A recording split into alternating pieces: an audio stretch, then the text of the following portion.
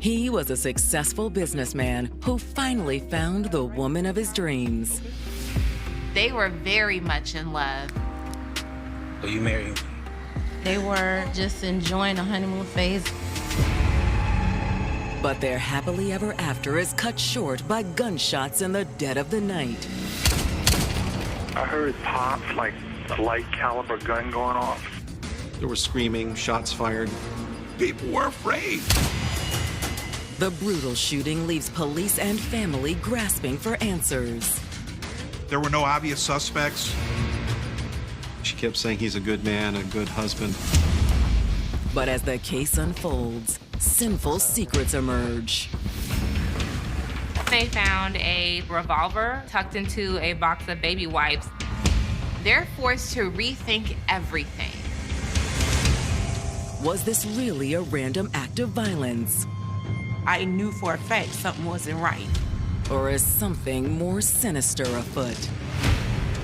A few weeks ago, their home was broken into. She found the kilo of cocaine in the house, and there were condoms in his truck. Sample is his or yours? No, they're his. I didn't believe it. It's hard to believe that someone would be capable of something like this. Oh, God, I'm scared.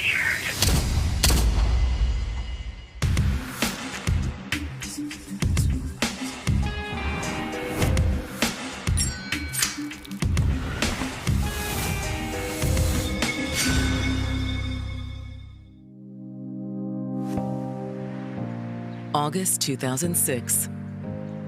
It's a sweltering summer in Jacksonville, a bustling beach town along Florida's Atlantic coast. Jacksonville is a wonderful city. It's multicultural, vibrant, military-friendly. It's the best of both worlds. It's the largest city in Florida, but it also has that hometown southern feel. But even a place known for its southern hospitality isn't immune to deadly violence. On August 21st, in the early hours of the morning, a flurry of 911 calls came in. Jacksonville 911. One of the callers is 47-year-old Freddie Zarang. Yes, ma'am. The police need to come and check something out at the end of Highgate Drive. I guess it was probably somewhere around 12:45, 1 o'clock in the morning, and I heard what sounded like 3 or 4 shots. I heard pops, like as if like a light caliber gun going off, and I can't see much. It looks like something crawling in the middle of the cul-de-sac, like somebody's actually laying there injured. As police prepare to respond to Freddie's call, another 911 call comes in from a neighbor of his, Noni Stinson. Jacksonville 911. Yes, sir. I need an officer to come in. I woke up to like 2 loud bangs. Oh, God, I'm scared. Just calm down, okay? I'm trying, sir. There were various different reports of an individual down, shots fired. It was a Tier 1 response for the Jacksonville Sheriff's Office. Officers speed to the upscale gated neighborhood on Jacksonville's south side. It was a shock because that's an area you could go years without a crime happening. Once they arrive on scene, police rush to the victim's aid. I noticed the victim in the cul-de-sac in a pool of blood, but there was nobody else around at all. There was a lot of blood around his chest and some on his face. And I thought, well, somebody just shot this man. The victim is still conscious, but barely. It's got a pulse. It's weak, but it's a pulse. He was alive and coherent, but I could tell he wasn't in very good shape at the time. He was at least able to tell the police his name, Solomon Stinson. Their very first priority was to provide medical aid. Immediately, they called for paramedics. A weak pulse. Go ahead and start EMS. Tell them to step it up, please. 29-year-old Solomon Stinson always put family first. Solomon grew up as one of 4 children on the east side of Jacksonville. We grew up poor. We didn't have like a lot of materialistic things that other kids had, but we had lots of love. He was real playful, real friendly. He was just fun to be around. He was trying to please everybody, even when he didn't have to.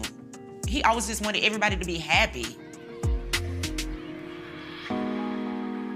When Solomon reached his teenage years, he fathered a baby girl with his high school sweetheart.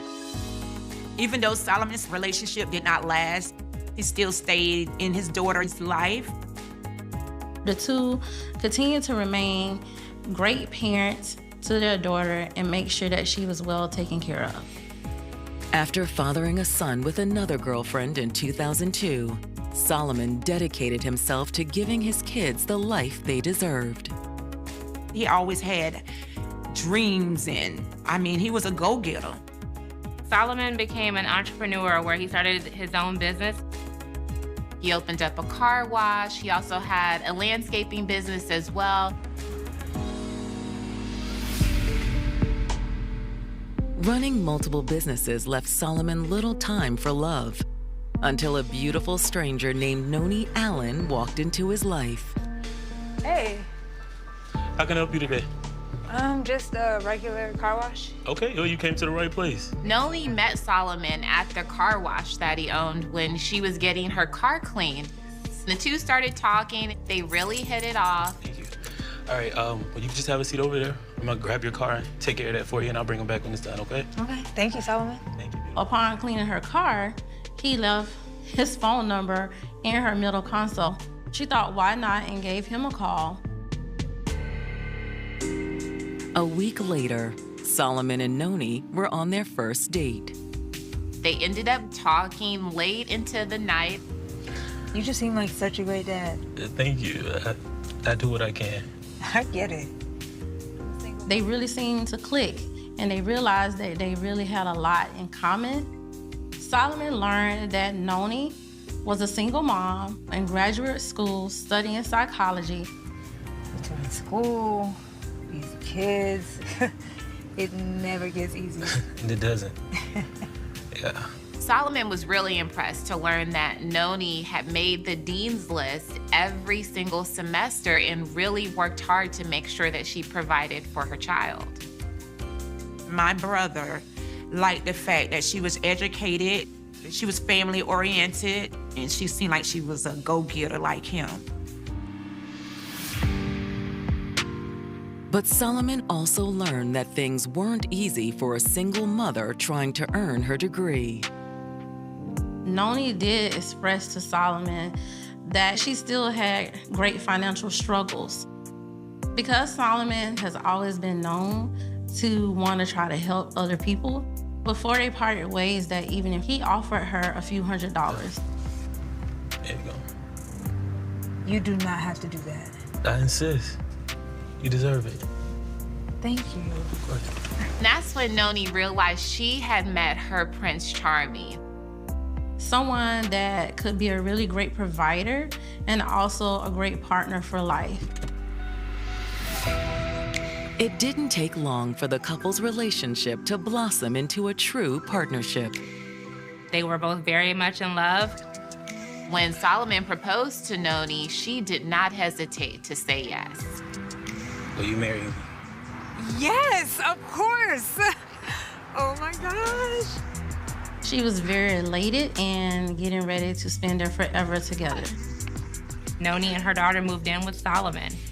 The couple pledged their love to one another in a joyful ceremony, surrounded by friends and family. They were just enjoying the honeymoon phase of their marriage, and it wasn't before long before they learned that they would be welcoming a new baby boy. When he found out that he was having a son, he was very excited. After the birth of their new baby, Solomon and Noni also purchased a new home. They found a 2,200 square foot home in one of Jacksonville's nicest neighborhoods. Years of hard work had really paid off for Solomon because he was finally able to move his family into a very safe and gated community. They were a young, upwardly mobile couple. I was very impressed with them. They was living the dream. But now the Stinsons have been jolted out of their dream by the sound of gunshots in the gated community they call home. Once police got on scene, they realized that Solomon has been shot twice, once in the neck and the other in the back. He was covered in blood. But he's still alive. Paramedics were there very quickly, and Mr. Stinson was taken to the hospital. They were doing everything they could to stabilize him until they could get to the ER. It quickly becomes a race against time to save his life.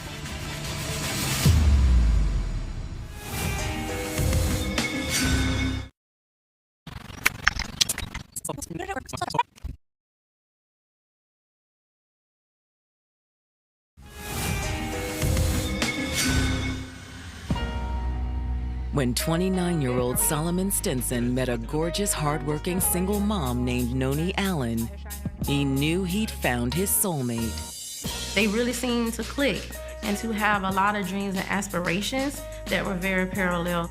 They were in love. They wanted to spend the rest of their lives together. By the summer of 2006, Solomon and Noni had gotten married, had a child, and moved into an upscale home in one of Jacksonville's nicest neighborhoods. The people of the neighborhood were all family-oriented. It was just a nice community to be in. Solomon was determined to provide a good life for his growing family and willing to put in the hard work. But now, Solomon has been found lying in a pool of blood outside his home. He had been shot 2 times. He was quickly taken into an ambulance and rushed to the nearest hospital.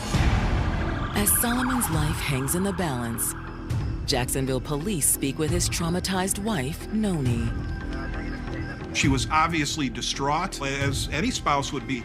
Noni says when she made the call to 911 earlier, she didn't realize the gunshots she heard were directed at her husband. Oh my God, is he gonna be okay? Is he gonna be okay? We'll let you know as soon as we hear an update from the hospital. She couldn't understand who would do anything like this to him. She kept saying he's a good man, a good husband, a good father. Officers needed to calm her down before she was ready to give a statement. While officers console Noni, Jacksonville detectives arrive and begin trying to piece together what happened. Investigators immediately notice a trail of blood leading from Stinson's driveway out into the street. That was a strong indicator that the actual shooting occurred in the driveway closer to the house. Police also located a bullet fragment from a .38 caliber handgun. The fragment was laying near where Solomon's body was found. But they did not discover any shell casings. This indicated that the killer either used a revolver or policed up their shell casings after the shooting.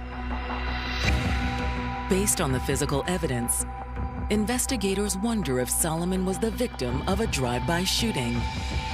The blood spatter tracking went from the house to the street. But why would someone want to target a loving father like Solomon? Solomon's reputation in the community points to one potential explanation. Solomon was known to be successful, financially speaking, so maybe someone came after him for his money. I thought somebody maybe had followed him home that night and robbed him. But as the first responders continue to assess the crime scene, that motive appears less plausible. The initial responding officers noted that he had on expensive jewelry and he had a significant amount of cash on him that was still there. That would pretty much immediately rule out robbery as a motive for this crime. Detectives believe that this looks more like a targeted hit. But who's behind it? Unfortunately, none of Solomon's neighbors have any guesses. One of the 911 callers, Freddie Zerain, was not able to get a good look at the shooter. Tell us what you saw. I didn't see anything. I heard the gunshot, and that's when I called 911. They wanted to know exactly what I had witnessed, and I explained to them that it was mostly audible. I couldn't see because it just wasn't a lot of light there. Initially, there were no obvious suspects. There wasn't a whole lot to go on. Detectives are hopeful that Solomon's wife, Noni, may be able to give them the answers they're looking for. We've just been trying to play catch up to find out exactly what happened tonight. Can you tell me what happened? I was asleep and I heard bam, bam. I got up. My daughter was like hiding in the hallway because she heard a noise.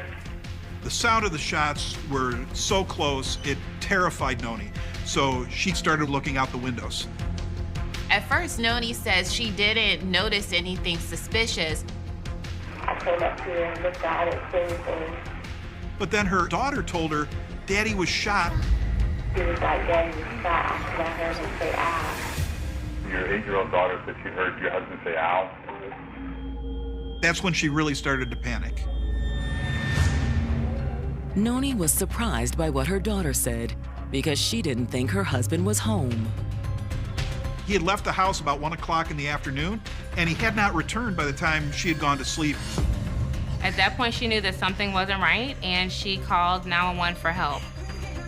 No. Oh, God, I'm scared. When detectives asked Noni where Solomon had been that day, she says he probably was hanging out with some friends. What friends would he normally be out with? So I really don't know a lot of his friends. I know he hangs with a guy named, they call him Montel. It isn't much to go on, but as investigators wrap up the interview, Noni is overcome by emotion. She was shaking. She was scared. And she reveals that there's a surprising reason why she kept her distance from Solomon's friends. She offers up a new, shocking piece of information. She informed the officers that her husband had a prior record. Noni reports that her husband is a convicted felon and a drug dealer.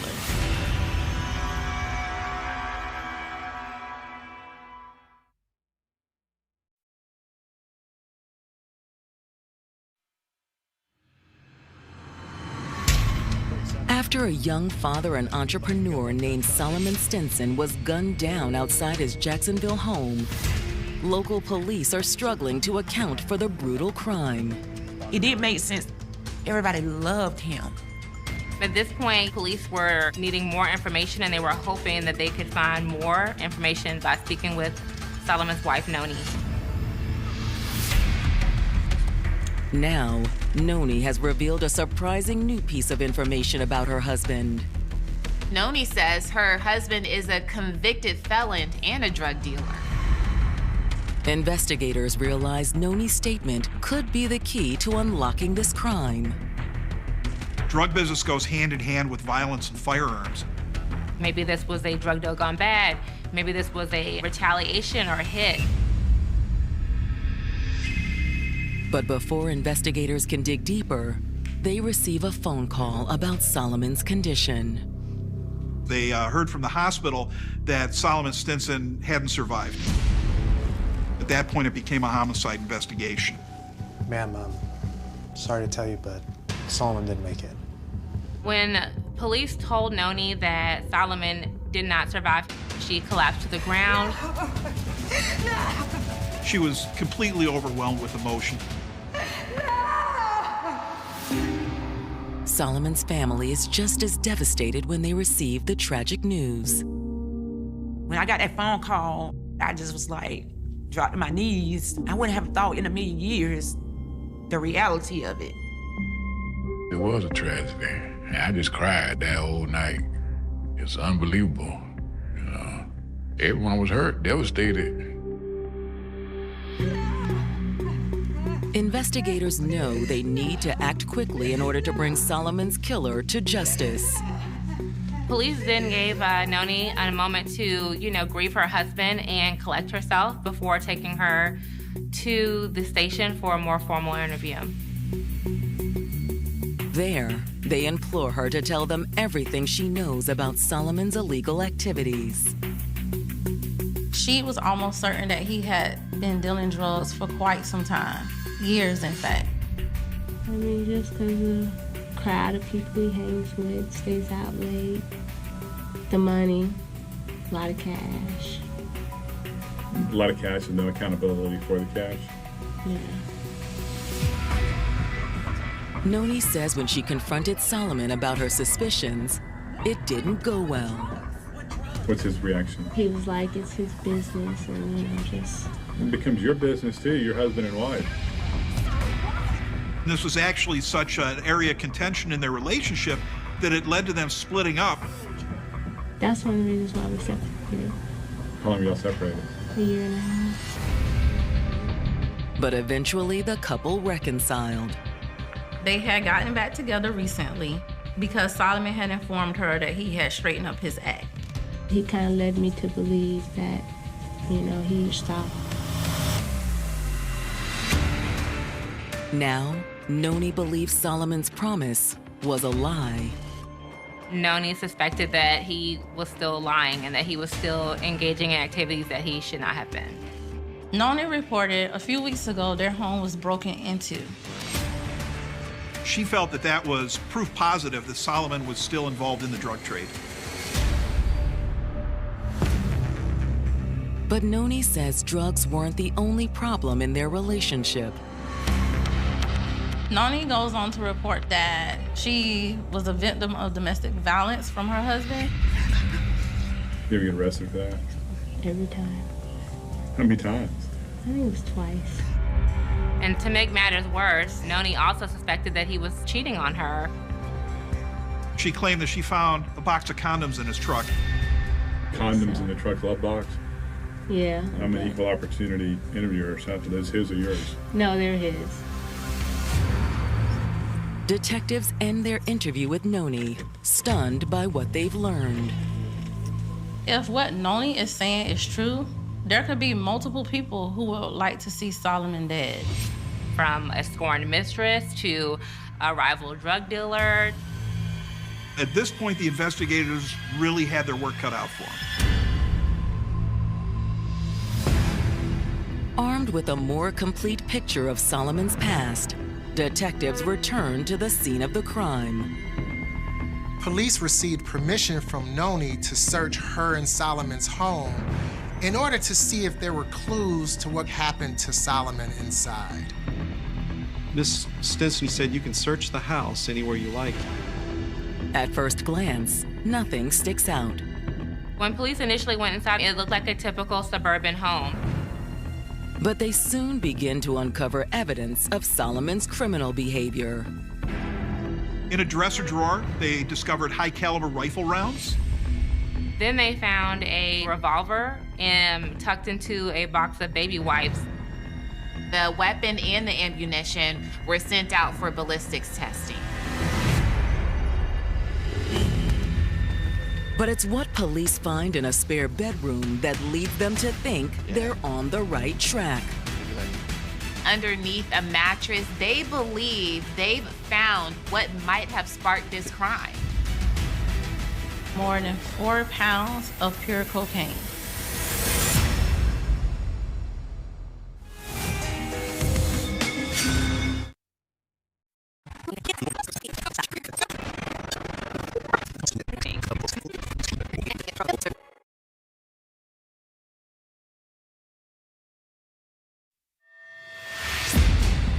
Jacksonville police investigating the death of 29-year-old Solomon Stinson have just made an alarming discovery inside his home. 2 kilos of pure cocaine.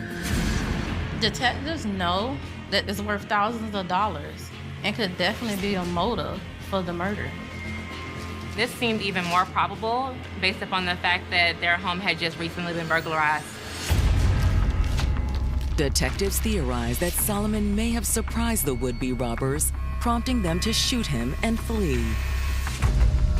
Detectives thought that maybe the assailants were caught off guard by Solomon being outside. And instead of finishing the job, they killed him before police arrived. Hoping to drum up leads, investigators turn to their network of street informants. They started putting out feelers. Hey, have you heard any information about someone planning a burglary on the south side? Before long, tips start rolling in. Homicide. One potentially credible tip came in that Solomon was murdered because he had ripped off one of his suppliers. They received another tip that stated that he was killed over a drug disconnect with a guy named One-Eyed Tony. Could One-Eyed Tony be the same man Noni mentioned in her interview that she only knew by the name Macho? Police really struggled to identify who this One-Eyed Tony could be. Solomon's phone records failed to provide any help.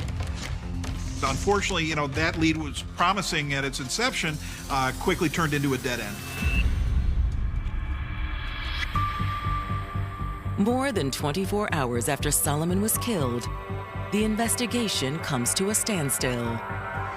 But that changes when a new witness comes forward. Have a seat there. Investigators speak to Solomon's sister, Amanda. They learn some new surprising information. I did tell the detective, something ain't right. I believe that this has nothing to do with the drug dealing. Amanda's suspicions revolve around someone else, someone much closer to her brother. I told him to look at Noonie Stimson. I believe she's the killer. Could Solomon's doting wife, the same wife who collapsed to the ground at the news of his death, really be the one who pulled the trigger? For me to speak that, it was the hardest thing for me to do, but I know I needed to say it because it wasn't adding up. Just all the arrows were pointing at her. Amanda lays out exactly why she suspects Noni. It's just the way she's been behaving. It's not normal. What do you mean by not normal? The way she was acting, it wasn't matching up. It wasn't no emotions, it wasn't no feelings. I knew for a fact something wasn't right. Noni would not let her come over anymore and spend time with her. I knew she was keeping something from me. The more questions I began to ask her, the more she started to pull away. Hey, I came to check on you. I've been calling you. Sorry, just been going through a lot lately. Another concerning note was the fact that Noni was trying to schedule the funeral immediately before Solomon's family members could make it into Jacksonville. We need to plan this funeral. How can somebody pass away on a Monday and you trying to bury him on a Wednesday? We was trying to get family come in from out of town to come to the funeral. They couldn't even make it. That's how quick she was still trying to bury him.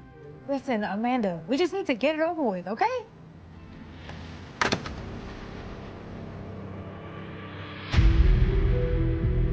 Most disturbing of all is a rumor Amanda heard spreading among Solomon's friends and family. She had heard that Noni was planning to leave the city any day now. It was like she was trying to pack up and rush to go out of town so quickly. I'm telling you, she's about to take off. Where's she going? I don't know. But you guys need to find her and get her before she leaves. All of these actions made her feel suspicious about Noni and what happened that night. Detectives find it hard to square what they're hearing from Solomon's sister with what they know about Noni. Based upon the information they had so far, they had no reason to believe that Noni could have done something like this. During their interview, she was open and honest about saying that she and Solomon had issues that they were trying to work through. Investigators had no reason to doubt Noni's story. She appeared to be forthcoming with them. However, a call from the state crime lab will change everything investigators thought they knew about Noni Stinson. When the police searched the Stinsons' home, they found a revolver tucked underneath some baby wipes. They assumed it belonged to Solomon. The crime lab results came back, and that .38 caliber revolver. It indicated that the bullet fragments that were found next to Solomon's body and inside of his body were a match. Noni had the murder weapon the whole time.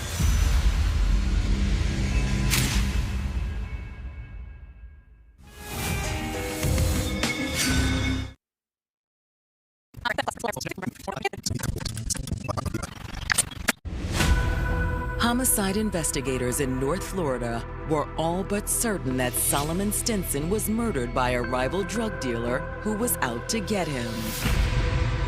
One of their contacts says that Solomon was killed because he failed to pay his supplier for drugs. But now new evidence suggests that Solomon may have been targeted by someone closer to home. Solomon's sister informed them they should be focusing their attention on his wife Noni as a suspect. The gun that killed Solomon was in the home the entire time. She was the only one that had possession of the murder weapon. That instantly makes Noni the prime suspect. Based on the tip that Noni plans to flee Jacksonville as soon as possible, investigators don't waste any time bringing her in for another round of questioning. And in the interrogation room, detectives start trying to pick Noni's story apart. In her last interview, she said she thought Solomon was cheating on her. Could that be a motive here? He was pissed off when he came home. I didn't know when he came home. I was asleep. Noni just continued to maintain her same story, that she was asleep and awakened at 1:30 by gunshot. When they confront her about the .38 revolver, Noni acts completely surprised by this. Did you fire that gun? No, sir. Have you ever touched that gun? No, sir. Fingerprints aren't going to be on that gun? No, sir. She claims she didn't know the gun even existed. At this point in the interrogation, the detectives directly asked her, "Did you murder your husband with that .38 caliber revolver?" In a fit of anger, mad at him, banging somebody else coming in late at night? Nope. You shoot him with any gun? No, sir. Realizing that she's gone from a witness to a suspect, Noni asks for a lawyer. I don't want to answer any more questions. Okay. Even without Noni's cooperation, detectives believe they are still close to cracking this case. But they still need the hard evidence to prove it. So investigators take Noni's fingerprints. Detectives compare her fingerprints to the prints that were on the murder weapon. It's a match. So after they get that bombshell evidence, they then decide to arrest her for the murder of her husband.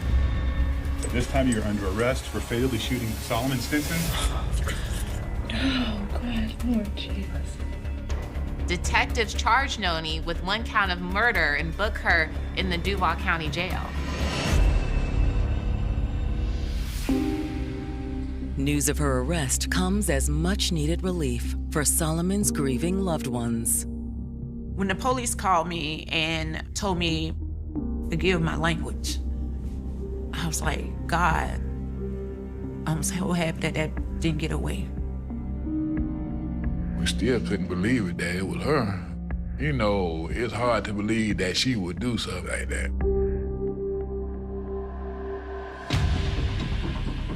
Now with the fingerprint evidence, this appears to be an open and shut case. But Noni isn't done yet. Noni Stinson presented a shocking new defense. She claimed that she did kill her husband, but she did so in self-defense.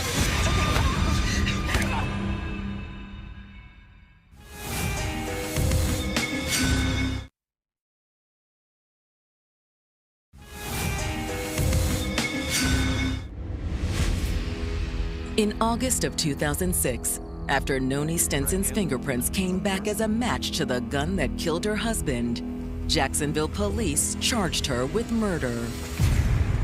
At this time, you're under arrest for fatally shooting Solomon Stinson. Oh, God, Lord Jesus. In the detective's eyes, it's proof that she did kill Solomon.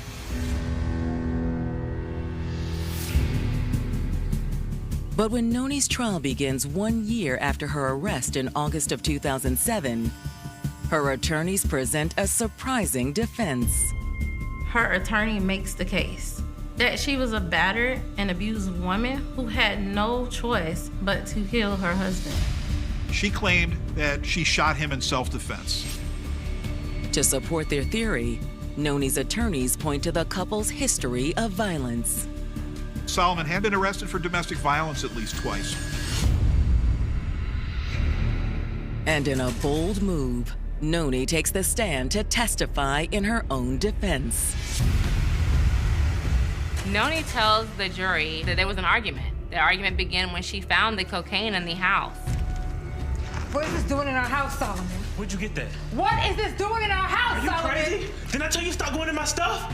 What are you doing? They started fighting and things escalated.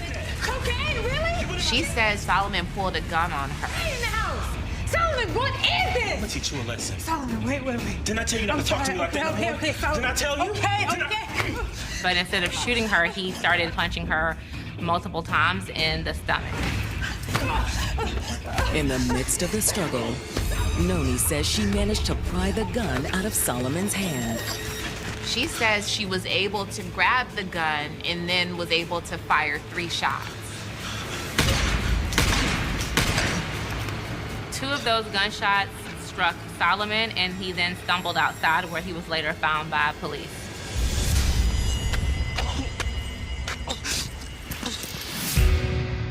When she was questioned by law enforcement, Noni claimed she was too scared to tell the truth. You shoot him with any gun? No, sir.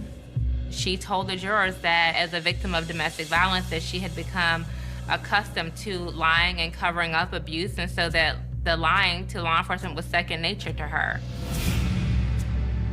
On the surface, Noni's story seems plausible, but prosecutors aren't convinced. When the prosecution has an opportunity to rebut those arguments, they start to rip apart that defense piece by piece. When I first observed Noni Stinson right after the incident, she did not appear to be harmed, or her clothing was not disheveled in any way that I could see. And the house did not look like there had been signs of any kind of struggle. Prosecutors contend that Noni wasn't a battered woman. She was an angry one. She was tired of him lying to her and cheating on her, and she had just had enough. They believe that when Solomon pulled into the garage on that summer night in 2006, Noni was waiting for him. When Solomon returned home, Noni informed Solomon that she was tired of his behavior. What's up? I can't believe you cheating on me again. Cheating on me? Solomon, I can't believe you cheating on me again. What are you talking about? You know what I'm talking about. Get off me. I saw the condoms in your car. At that point is when she pulled out the .38 caliber gun. Baby.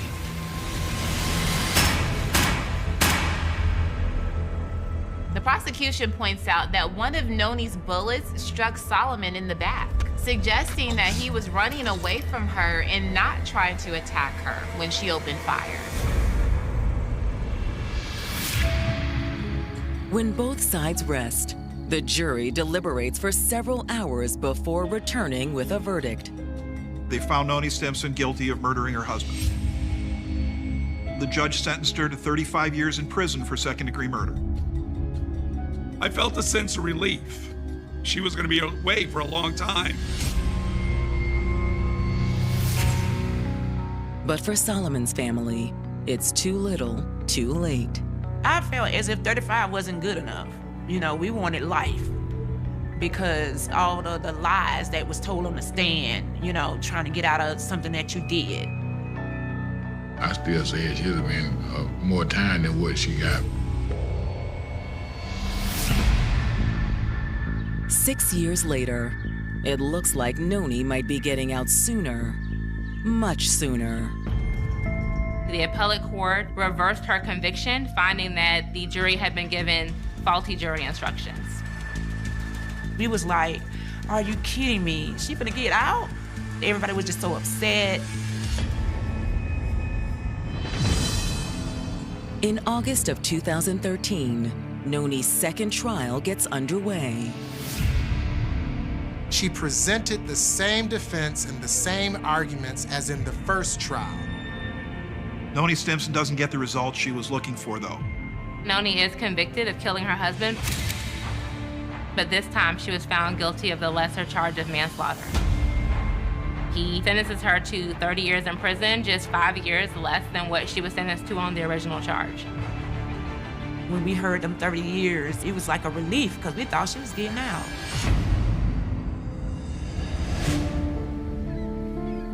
Now Solomon's loved ones are left to grapple with the aftershock of Noni's act of violence. My brother never gonna see none of his kids grow up. They never gonna see their mama or daddy. She left an empty space in our family life as well as her own family life. He had flaws. However, there were better ways that this situation could have been handled. Anybody that never knew Solomon, he was a good man. I mean, he was funny, ambitious.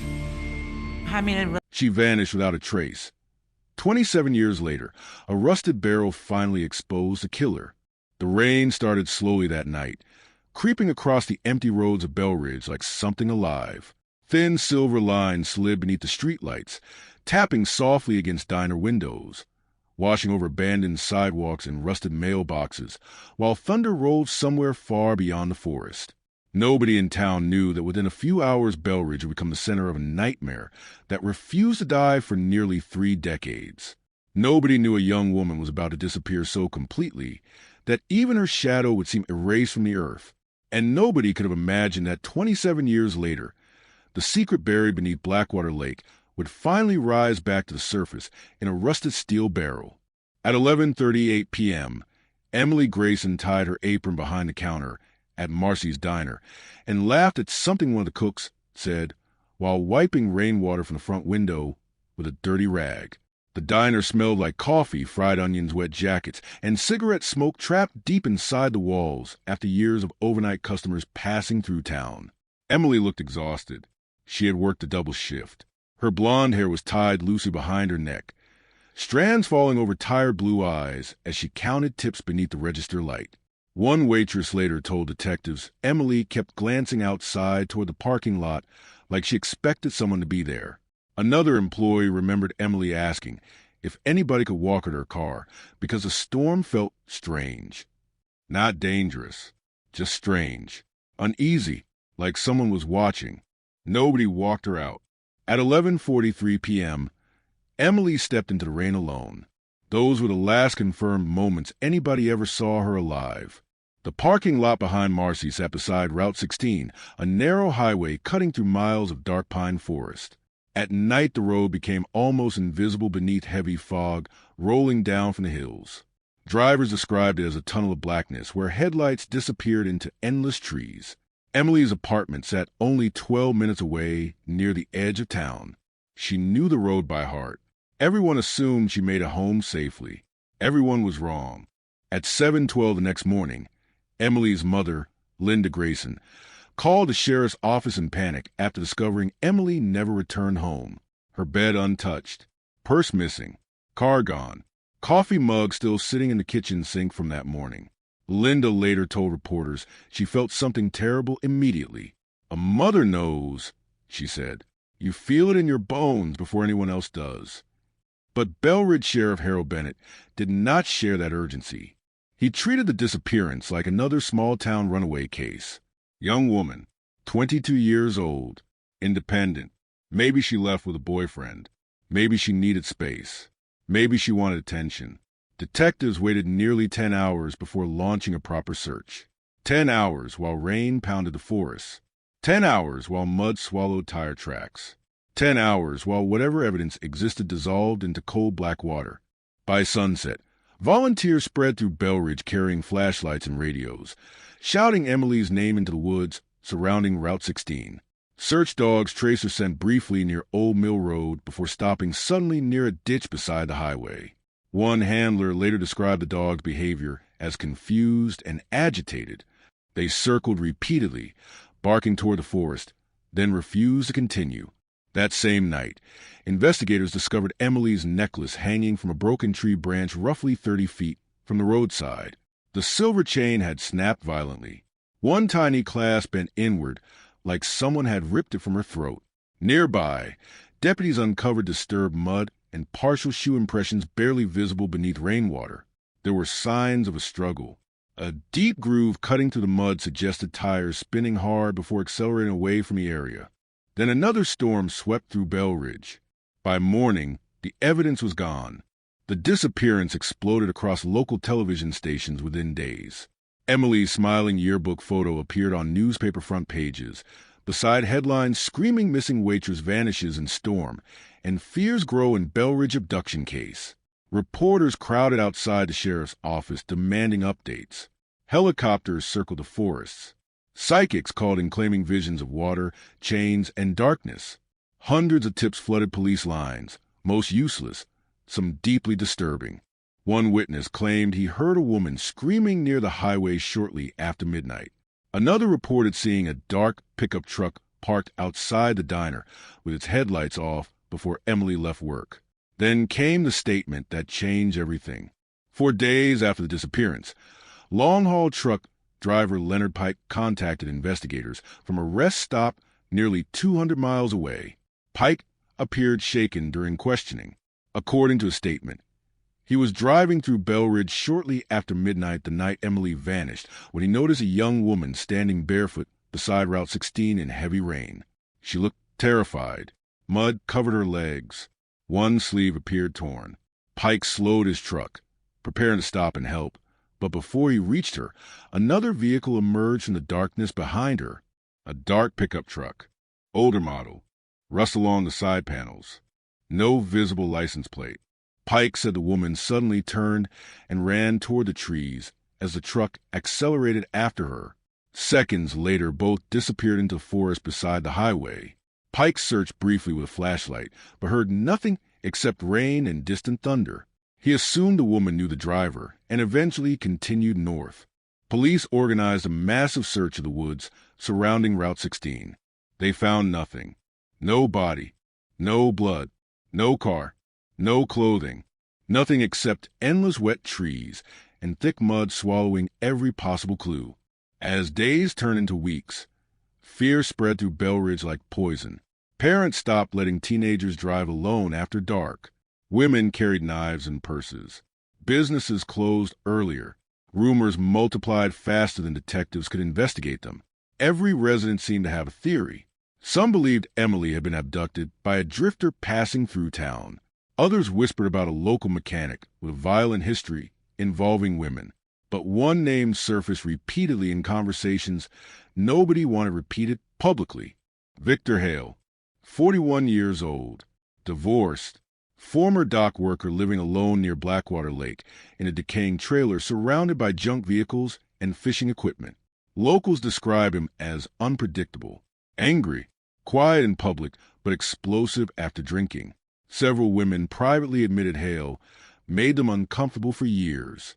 One waitress from Marcy's claimed he stared at female employees without speaking for hours at a time. Another said he once followed her home after closing shift before disappearing, when she threatened to call police. Then detectives discovered Victor Hale visited Marcy's diner nearly every night Emily worked, always sitting in the same booth, always watching her. When questioned by investigators, Hale denied knowing Emily beyond serving him coffee occasionally. He claimed he spent the night of her disappearance repairing fishing nets alone beside Blackwater Lake. No witnesses confirmed the alibi. Detectives searched his truck and property but found no direct evidence connecting him to the crime. Muddy tire tracks near his trailer resembled thousands of other rural trucks in the county. Forensic technology in 1989 offered little help. DNA testing remained limited. Surveillance cameras barely existed in Bell Ridge.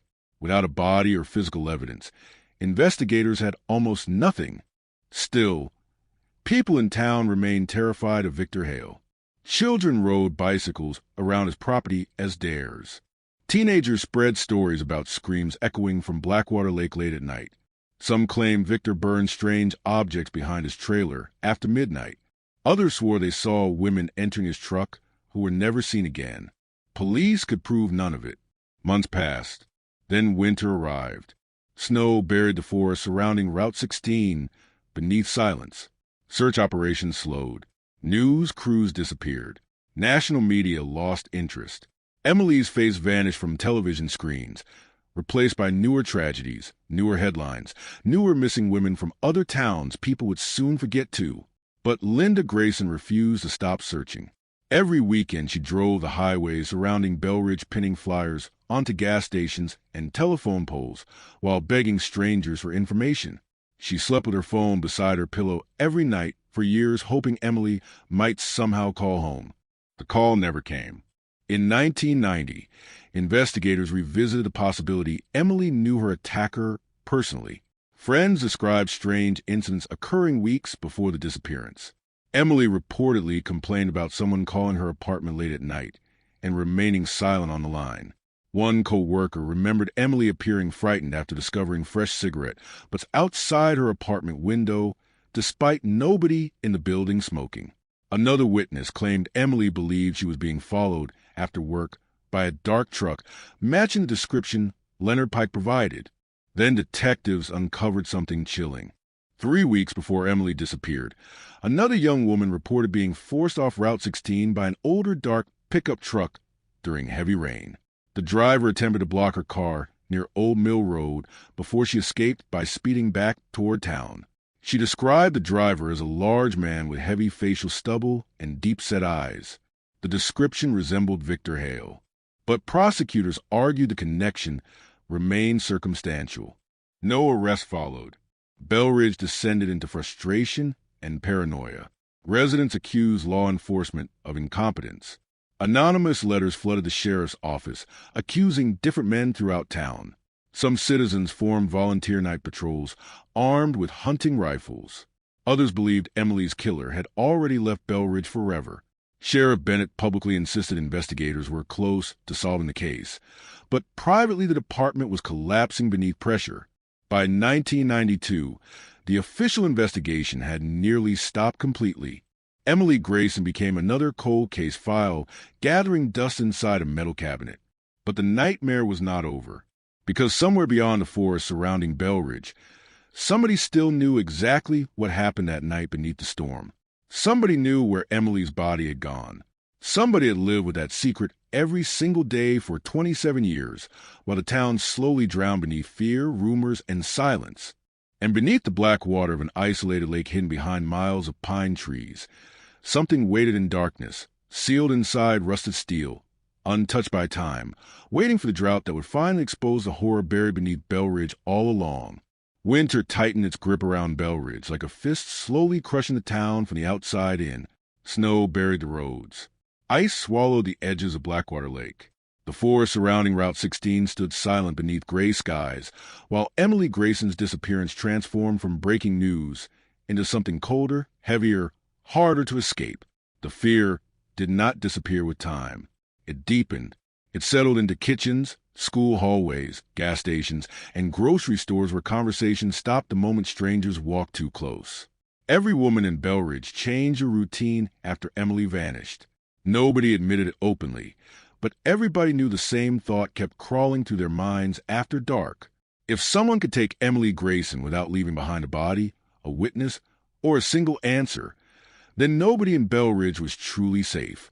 Linda Grayson refused to accept the silence. Every morning before sunrise, she sat at the kitchen table surrounded by missing person flyers, newspaper clippings, handwritten notes, and maps covered in circles and arrows. She became obsessed with tiny details investigators dismissed months earlier. A waitress mentioning a strange customer.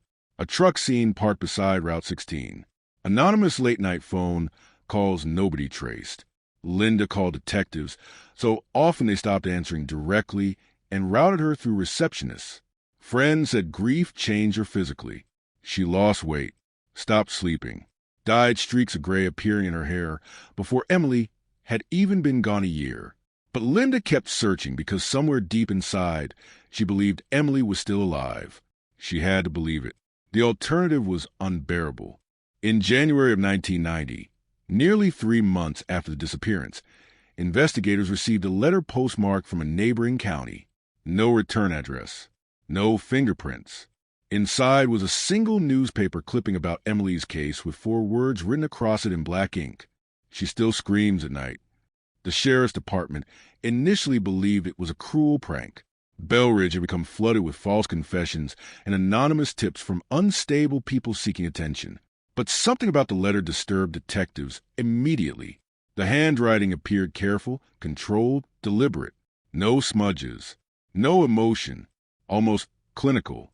More unsettling was the fact that the envelope carried traces of industrial oil commonly used in mechanical repair shops and boat maintenance facilities. Detectives quietly revisited Victor Hale. When officers arrived at Hale's trailer near Blackwater Lake, they discovered him standing outside splitting firewood in freezing rain, as if he'd been expecting them.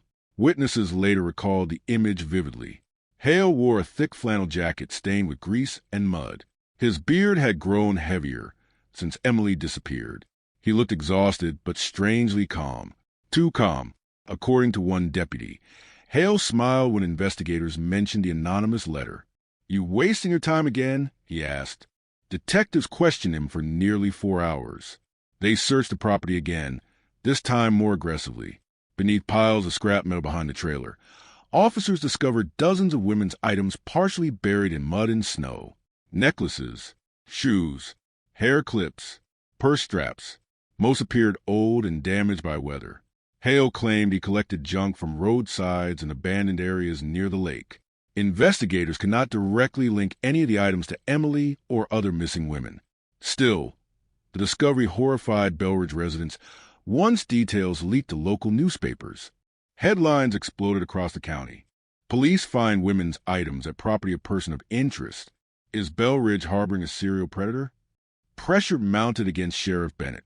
Citizens demanded Hale's arrest. Protesters gathered outside the courthouse, carrying signs with Emily's face. But prosecutors faced the same problem again and again. Suspicion was not evidence. They had no body, no DNA, no murder weapon, nothing placing Emily inside Hale's truck or trailer. The investigation stalled once more beneath legal limitations and public frustration. Then another woman came forward. Her name was Rachel Mercer, 29 years old, divorced mother of one. Rachel told detectives she encountered Victor Hale 6 months before Emily vanished while driving home late at night during heavy rain. According to Rachel, Hale followed her truck for nearly 10 miles along Route 16, flashing his headlights repeatedly. When she finally pulled over believing something might be wrong with her vehicle, Hale stopped behind her and approached carrying a flashlight. Rachel said his behavior changed instantly when he realized she had a child asleep in the back seat. He looked disappointed, she later testified, like he was expecting me to be alone. She drove away before anything happened. At the time, she dismissed the encounter as bizarre but harmless. After Emily disappeared, she became convinced Hale intended to attack her that night. Detectives added the statement to the growing file against him, but again there was not enough evidence for criminal charges. Months became years. Belridge slowly transformed into a town haunted by unfinished terror. The diner where Emily worked remained open, but employees refused to leave alone after closing. Truckers passing through still asked questions about the missing waitress. Tourists occasionally drove near Route 16 hoping to glimpse the vanishing road, described in tabloids and television specials.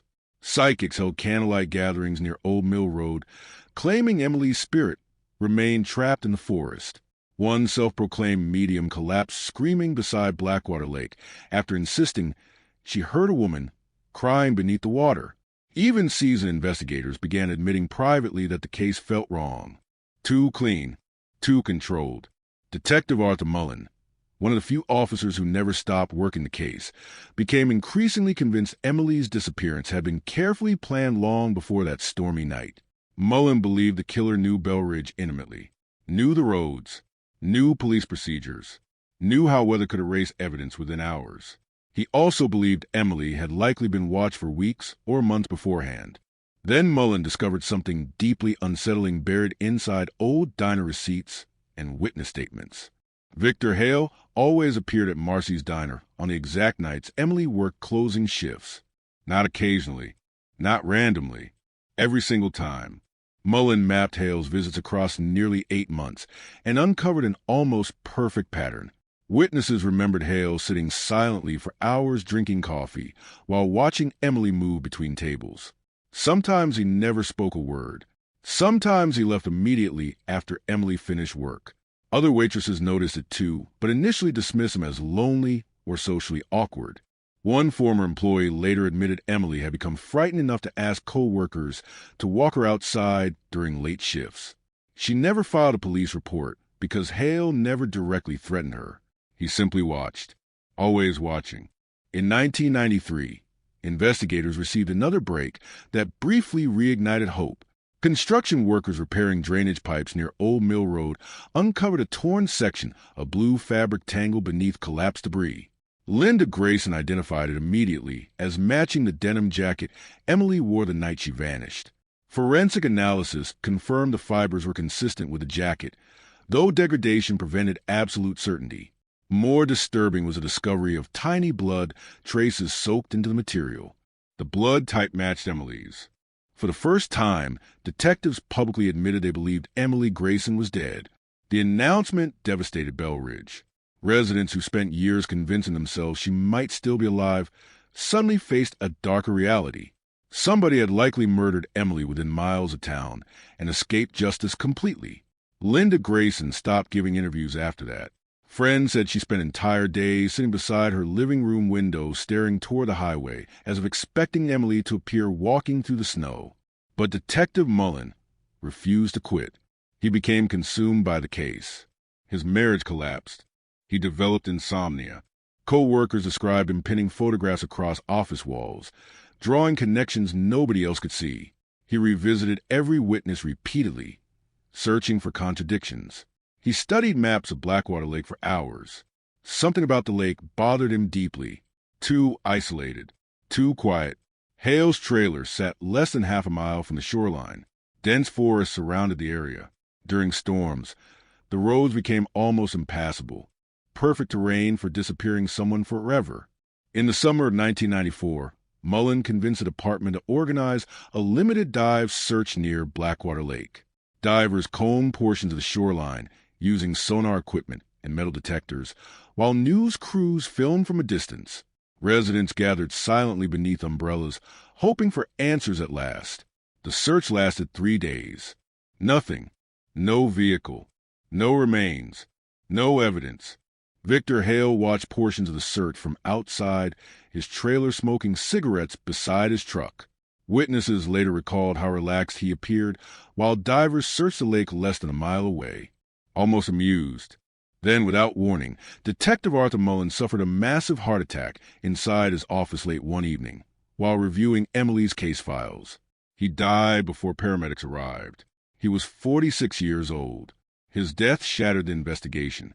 Mullen had become the driving force, keeping Emily's case alive inside the department. Without him, momentum disappeared almost overnight. Sheriff Bennett retired the following year, amid growing criticism over multiple unsolved investigations, including Emily's disappearance. New leadership inherited boxes of incomplete reports, damaged evidence, contradictory witness statements, and decades of fear embedded inside the town itself. The case officially turned cold. But Bell Ridge never escaped it. Every anniversary of Emily's disappearance brought fresh newspaper articles and renewed speculation. Reporters returned repeatedly asking the same questions nobody could answer. What happened on Route 16 that night? Why was Emily targeted? Was Victor Hale truly responsible?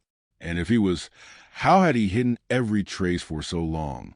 Then, nearly 18 years after Emily vanished, another woman disappeared from Bell Ridge during a violent storm. And suddenly the nightmare began all over again. The storm returned to Bell Ridge on September 3rd, 2007, almost exactly the way older residents remembered the night Emily Grayson vanished. Thick black clouds rolled over the forest before sunset. Rain hammered rooftops hard enough to shake windows. Route 16 disappeared beneath fog and water, while emergency scanners crackled nonstop with reports of fallen branches, flooded roads, and disabled vehicles stranded along the highway. By midnight, the town looked submerged in darkness. And somewhere inside that darkness, another woman vanished. Her name was Carla Mendez, 26 years old, dark hair, sharp sense of humor, bartender at Riley's Tavern on the south edge of Bell Ridge. Unlike Emily, Carla wasn't planning to leave town. She had grown up in Belridge and stayed despite years of hearing stories about disappearances, rumors, and the monster people whispered about after midnight. Friends describe her as fearless, stubborn, the kind of woman who laughed directly in the face of danger. But even Carla reportedly became uneasy during the weeks leading up to her disappearance. Co-workers later told investigators she complained about seeing the same truck parked outside the tavern multiple nights in a row. Dark pickup, older model, rust along the side, one broken taillight. The description hit detectives like a gunshot. By then, many younger officers barely remembered the Emily Grayson case beyond faded newspaper clippings stored in evidence archives. But older investigators immediately understood what it meant. After nearly 2 decades, Belridge was staring directly at the same nightmare again. Carla finished work shortly after 12:30 a.m. Security cameras inside Riley's Tavern captured her putting on a black leather jacket while joking with co-workers near the front entrance. She looked tired but relaxed. Nothing unusual. Nothing suggesting she was moments away from disappearing forever.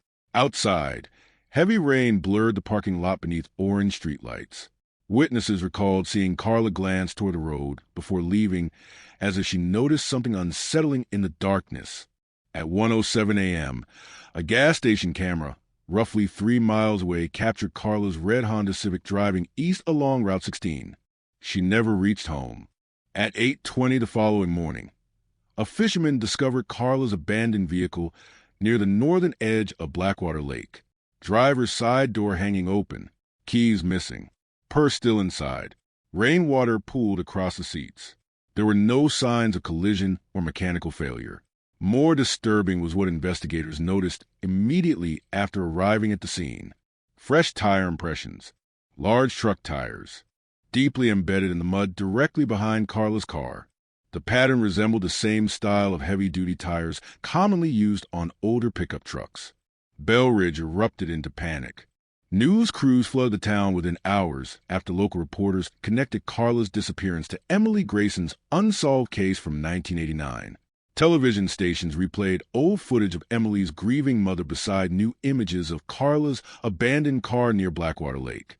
Residents who spent years convincing themselves the nightmare belonged to the past suddenly realized the predator might still be alive, still watching, still hunting. And once again, every road led investigators back to Victor Hale. By 2007, Hale was 59 years old and living alone in the same deteriorating trailer beside Blackwater Lake. Time had transformed him into something even more unsettling. He rarely appeared in public anymore. Neighbors described him as paranoid and aggressive. Security cameras now covered sections of his property facing the road. Floodlights surrounded the trailer. Some residents claimed Hale walked the shoreline, carrying a flashlight late at night, muttering to himself. Others reported hearing engines running behind his property during storms when nobody should have been outside. Detectives obtained a warrant within 48 hours. This time the search became massive. State police joined local investigators. Crime scene units swarmed Hale's property while helicopters circled overhead broadcasting live footage to regional news stations. Officers searched the trailer room by room, while divers entered sections of Blackwater Lake nearby. Residents gathered behind police tape in near silence, watching investigators disappear into the woods surrounding Hale's land. Then detectives opened a locked metal cabinet inside Hale's garage. What they found chilled the entire investigation. Photographs, hundreds of them. Women photographed secretly from a distance over nearly 20 years. Some pictures showed grocery store parking lots. Others captured women pumping gasoline late at night. Several appeared taken through restaurant windows. One blurry photograph unmistakably showed Emily Grayson leaving Marcy's diner shortly before her disappearance in 1989. Another showed Carla Mendez standing outside Riley's Tavern only days before she vanished. Investigators also discovered maps marked with handwritten notes beside locations throughout Belridge. Several notes referenced weather conditions, traffic patterns, and closing hours for local businesses. One line written beside Route 16 simply read, "Storms keep people blind." The discovery horrified even veteran detectives. But once again, the evidence stopped just short of proving murder. No blood, No remains.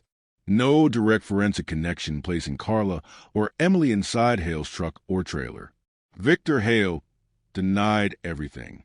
He claimed he enjoyed photography, claimed he liked tracking routines, claimed he had no idea what happened to either woman. The district attorney faced enormous public pressure to file charges anyway, but prosecutors feared losing the case without stronger physical evidence. Belridge exploded in outrage when Hale walked free after 48 hours of questioning. People screamed outside the courthouse as he exited surrounded by deputies. Someone threw a bottle at his truck. Another person shouted, "You buried them." Victor Hale never responded. He simply drove away through the rain toward Blackwater Lake, while reporters chased behind him. Then the anonymous letters started again. 3 weeks after Carla vanished, Belridge police received another envelope with no return address.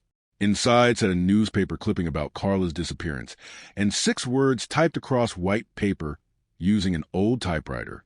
"You already searched the wrong lake." Detectives immediately reopened old maps from the Emily Grayson investigation. Belridge sat surrounded by multiple isolated bodies of water hidden deep within logging territory beyond Route 16. Search teams expanded outward using cadaver dogs, helicopters, sonar equipment, and volunteer groups combing forests mile by mile. The operations lasted nearly 2 months. Nothing. No Carla. No Emily. No graves. No murder weapon. Only endless woods stretching beneath cold skies, while fear consumed the town all over again. But investigators discovered something else during the renewed search. Something nobody expected. A former Belridge resident named Owen Mercer contacted detectives after recognizing Victor Hale's face on television coverage. Mercer had lived near Blackwater Lake during the late 1980s before moving away. According to his statement, he once witnessed Hale dragging a large blue barrel from the back of his truck during a thunderstorm roughly 1 week after Emily disappeared. Mercer claimed the barrel looked extremely heavy.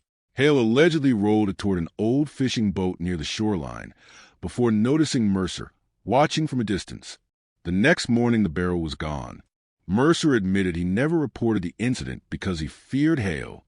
Detectives immediately organized another dive operation across Blackwater Lake focused specifically on locating barrels, metal containers, or submerged debris. Sonar scans revealed dozens of anomalies beneath thick mud and dark water accumulated over decades.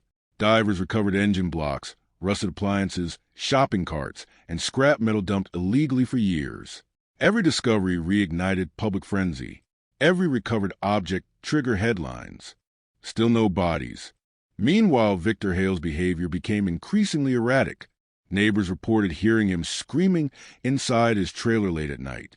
One witness claimed Hale burned stacks of papers behind his property after midnight shortly following the police search.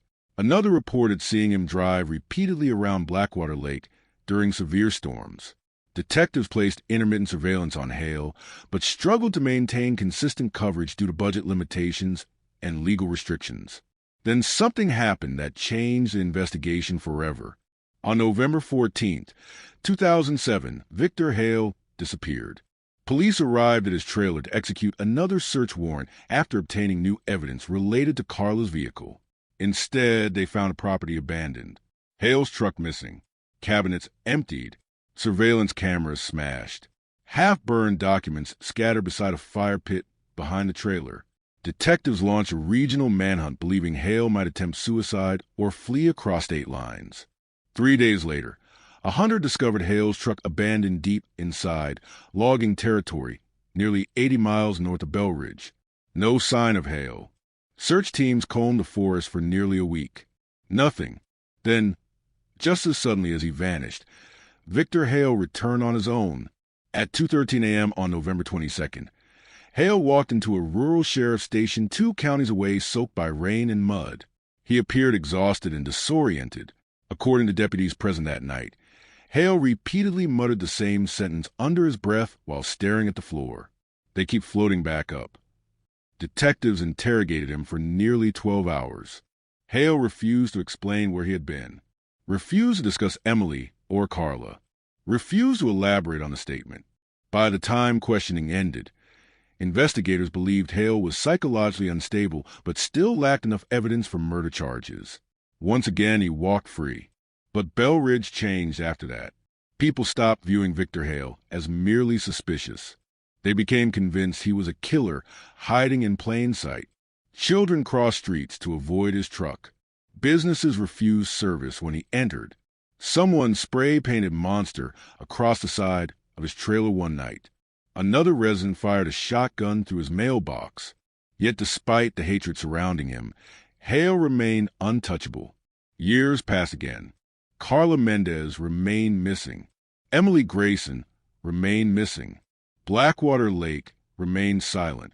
Then, during the brutal summer drought of 2016, the water level around the lake dropped lower than anyone had seen in nearly half a century. Muddy shorelines stretched outward beneath dead trees, and exposed debris long hidden beneath dark water. Residents wandered across newly revealed sections of lake bed collecting old bottles, rusted tools, and fishing equipment buried decades earlier. And on August 11th, two teenage boys exploring near the northern shoreline stumbled across something protruding from thick mud roughly 40 yards from the water's edge. A steel barrel. Old, corroded, half buried beneath black sludge. One of the boys later told investigators he initially thought it was trash until he noticed something wrapped tightly around the rusted metal clamps, sealing the lid shut. Chains. The smell reached them before the barrel was fully uncovered. Rot. Chemical sludge.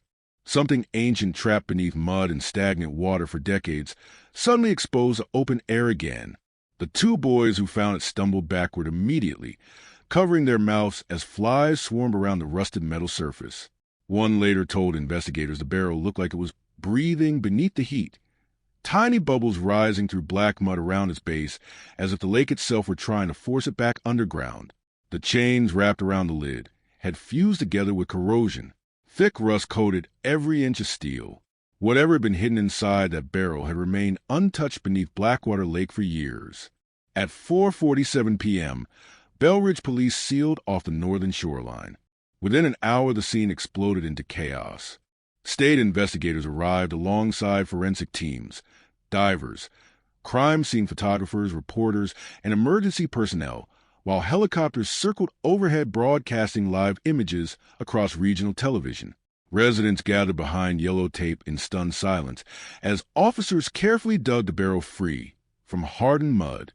Some people already knew before the lid opened. They could feel it. Bell Ridge had carried this nightmare too long. Everyone understood the lake was finally giving something back. And everybody was thinking the same name, Emily Grayson. Detectives transported the barrel beneath floodlights to a temporary forensic tent erected near the shoreline. Cameras flashed nonstop through the evening rain, while investigators worked in protective suits around the heavily corroded container. News reporters spoke in hushed voices into microphones, describing the moment like the discovery of a buried war grave. Nobody in Bell Ridge slept that night. At 8:12 p.m., forensic technicians finally cut through the rusted clamps, sealing the lid shut. Several investigators immediately turned away. One vomited behind the tent. Inside the barrel were human skeletal remains wrapped in decayed plastic sheeting bound tightly with heavy industrial chain. Layers of concrete surrounded portions of the remains, apparently poured into the container to weigh it down before disposal.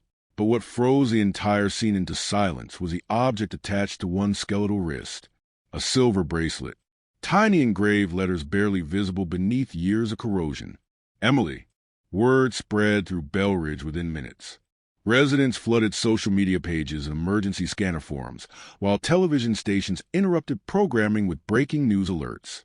Emily Grayson's mother received a phone call shortly after 9 p.m. Neighbors later described hearing Linda screaming from inside her home before collapsing onto the kitchen floor. 27 years of uncertainty ended in a single moment beside Blackwater Lake. Emily was never coming home. The following morning, forensic experts confirmed the remains belonged to a female approximately matching Emily's age and physical profile. Dental comparisons would later establish official identification beyond doubt. But investigators already understood something even more horrifying. The barrel had not drifted randomly into the lake. Someone deliberately placed it there. Someone chained it, weighted it with concrete, and hid it beneath water only half a mile from Victor Hale's trailer. Bell Ridge erupted. Crowds gathered outside the sheriff's department demanding Hale's immediate arrest. News vans lined every major road entering town. Former investigators returned for interviews describing decades of mistakes and missed opportunities. National crime shows began airing special reports within days. Suddenly, Bell Ridge became infamous across the country. The town where a missing woman spent 27 years hidden beneath a lake, while her suspected killer lived nearby in plain sight. Detectives launched the largest investigation in county history. Every inch of Blackwater Lake became an active crime scene. Divers returned to the water searching for additional barrels or evidence hidden beneath the mud. Cadaver dogs swept surrounding forests. Ground-penetrating radar scanned land surrounding Victor Hale's abandoned property. Forensic accountants reopened financial records stretching back decades. Detectives re-interviewed nearly every surviving witness connected to Emily's disappearance. And almost immediately, disturbing new details began emerging.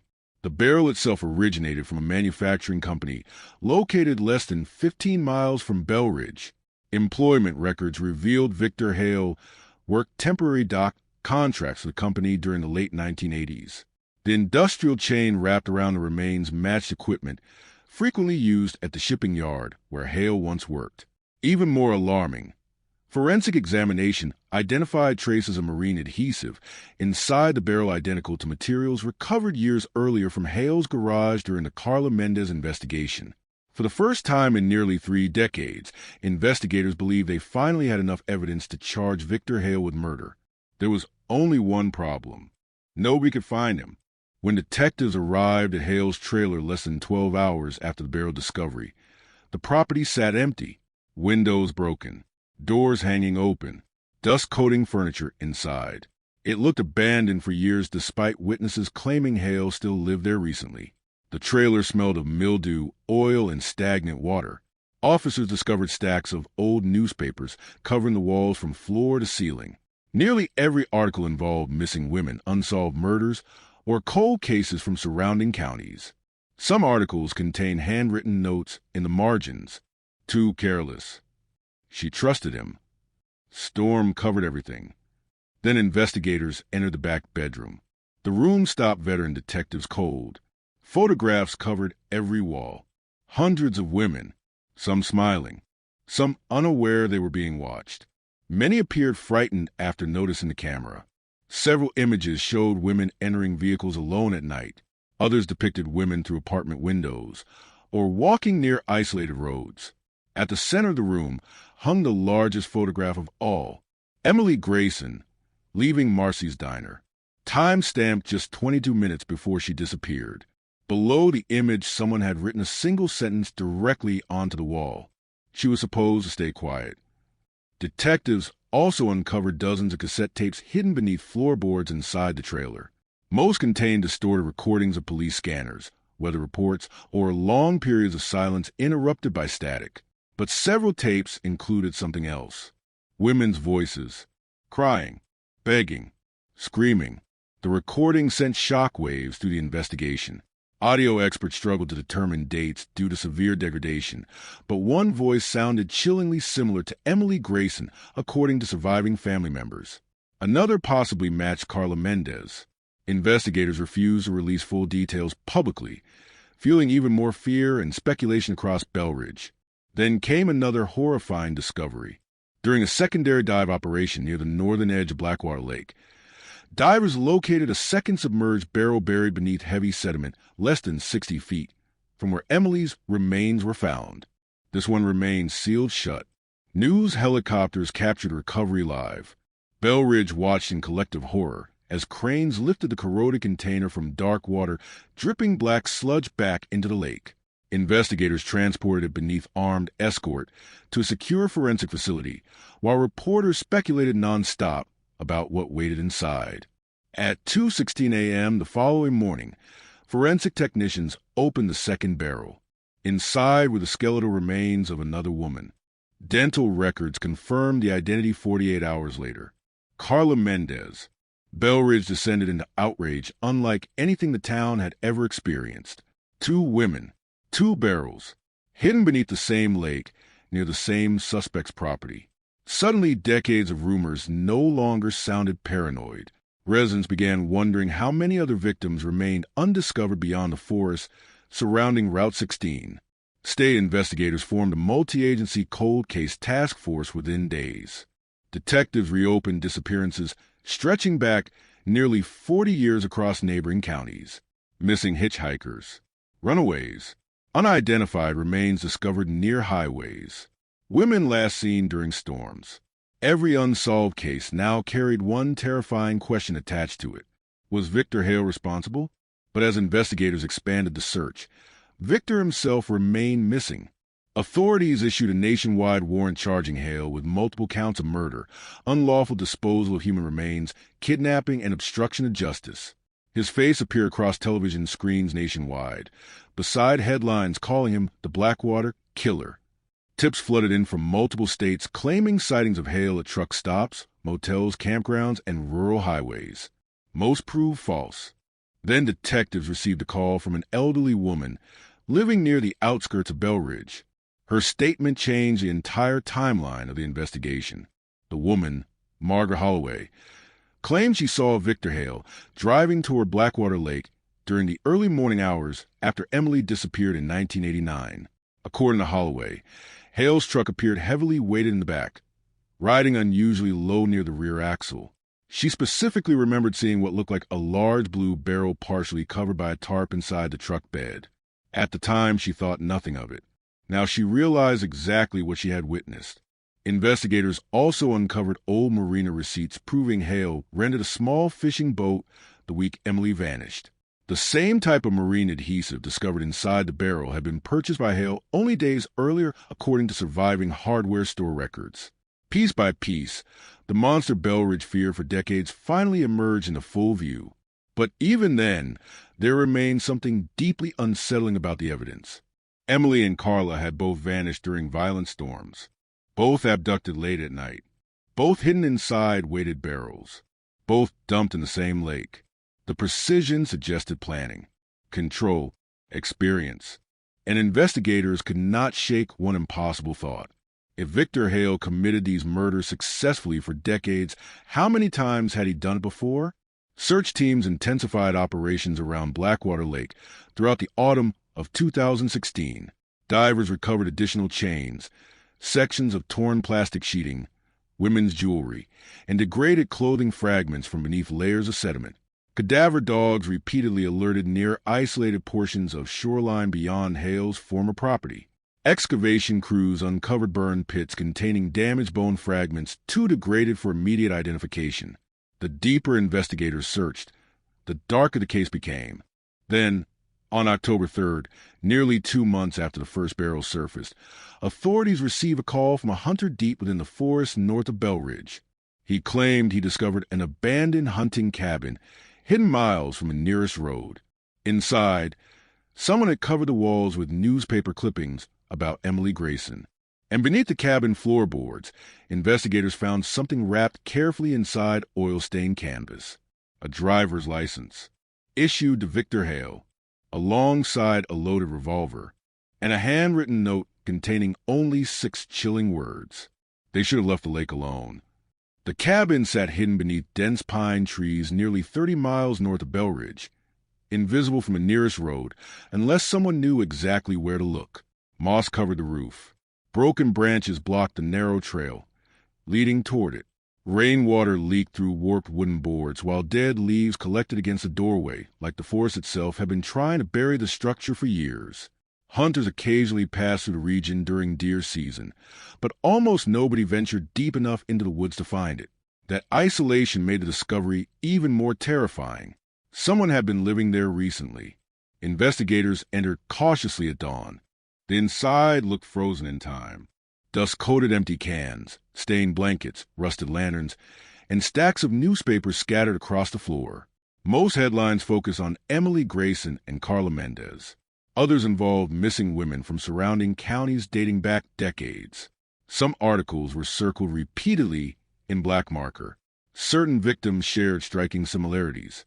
Young women, late-night disappearances, stormy weather, rural highways, Several cases had never been publicly connected before. Then detectives noticed the walls. Photographs covered nearly every surface. Hundreds of them. Women walking alone. Women pumping gas. Women exiting bars, grocery stores, diners, laundromats. Some appeared terrified after realizing they were being watched. Others never noticed a camera at all. The images stretched across years, maybe decades. Investigators estimated some photographs dated back to the late 1970s based on clothing and film degradation. At the center of the cabin, pinned directly above a small wooden table, hung a large map covered in colored pins connected by red thread. Missing persons locations, discovery sites, lakes, forest roads, abandoned service stations. The entire region surrounding Bell Ridge looked infected by a web of disappearances. Detective Laura Vance stared at the map for nearly 10 minutes before speaking. "This wasn't random," she whispered. The realization spread quickly through the task force. Victor Hale may not have been a solitary killer acting impulsively during storms.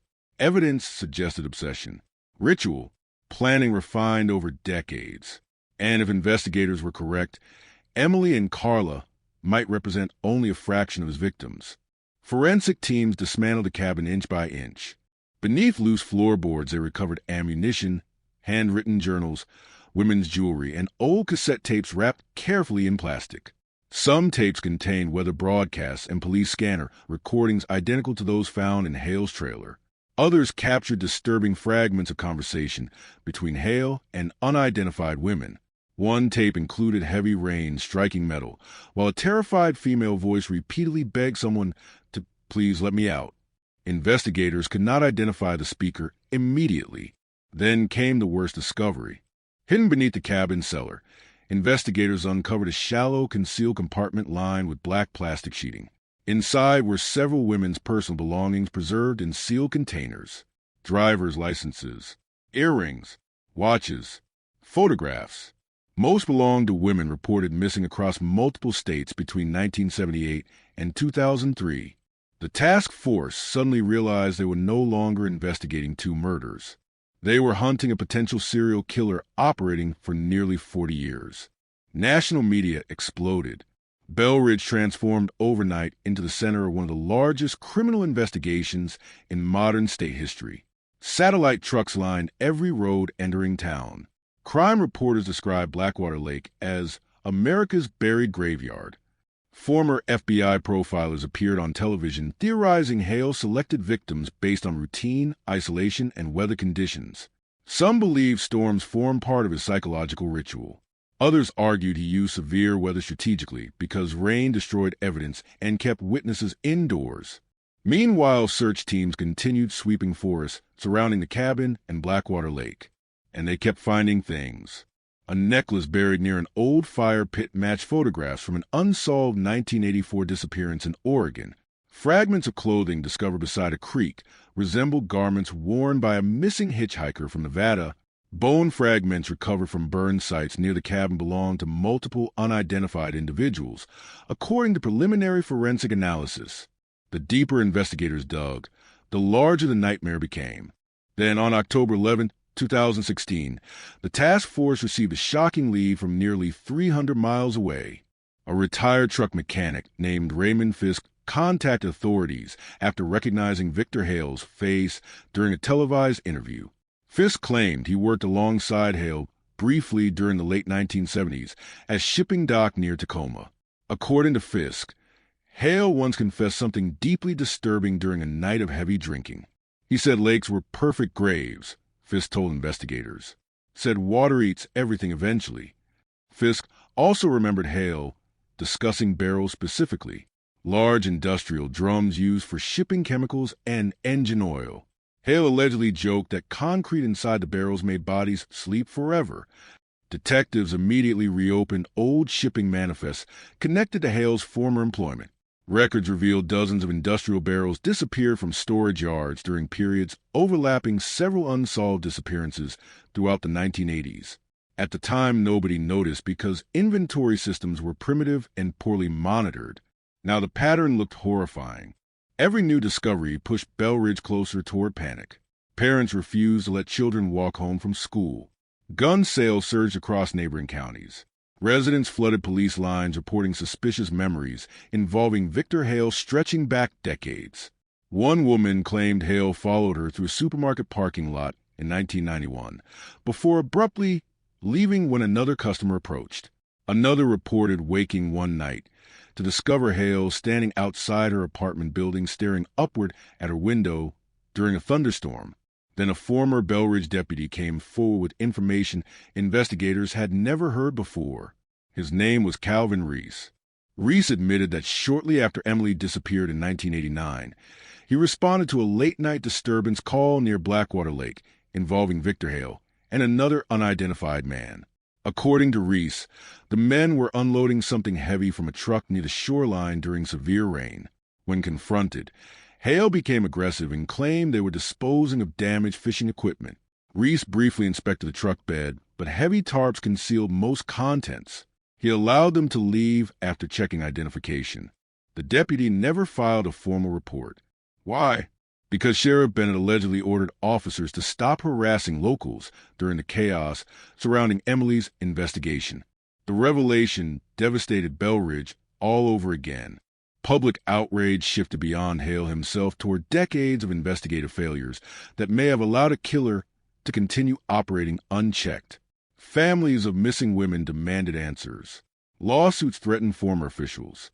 News commentators openly questioned whether Emily Grayson might have survived if early evidence had been handled properly. Linda Grayson watched the media frenzy from inside her quiet home near the edge of town. Friends said she barely spoke anymore. After 27 years of uncertainty, the confirmation of Emily's death left her emotionally hollow. But one thought tormented her constantly. Had Emily suffered before she died? Investigators could not answer that question publicly. Privately, forensic examination of Emily's remains revealed horrifying evidence suggesting prolonged restraint before death. Damage around the wrists matched heavy chains recovered inside the barrel. Certain fractures indicated repeated trauma occurring before decomposition. Though official cause of death remained difficult to determine due to the passage of time, investigators believed Emily likely died violently. And somewhere in the forest surrounding Belridge, Victor Hale was still missing. Massive search operations expanded across neighboring states throughout late autumn. Tracking teams followed possible sightings through truck stops, abandoned campsites, and rural highways. Some witnesses described Hale appearing disoriented and heavily armed. Others believe he planned to commit suicide rather than face capture. Authorities warned residents not to approach him under any circumstances. Then another storm rolled over Belridge.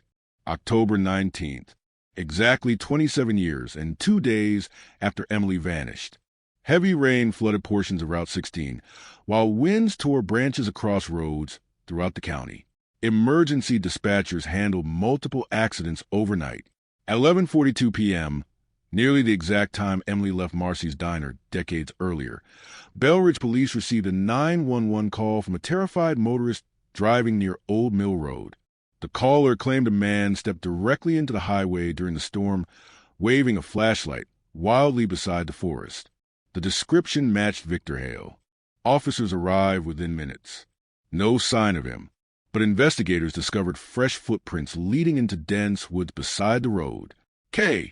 9 units tracked the scent nearly 2 miles through mud and rain before reaching an abandoned ranger station hidden deep inside the forest. Inside, they found recent evidence of occupation. Food wrappers, blankets, empty medication bottles, and one object placed carefully on the center table beneath a leaking roof, a cassette recorder, still running. Detectives played the tape immediately. At first, only static and heavy rain filled the recording. Then came Victor Hale's voice, calm and strangely exhausted. "You think the lake was the secret," he said softly. The lake was never the secret. Several seconds of silence followed. Then Hale laughed quietly. There are places nobody ever searches. The recording abruptly ended with a loud metallic sound followed by what investigators later described as distant screaming. Search teams flooded the forest surrounding the ranger station through the night. Helicopters scanned logging roads with thermal imaging equipment. Officers combed ravines, caves, abandoned mine shafts, and remote hunting camps.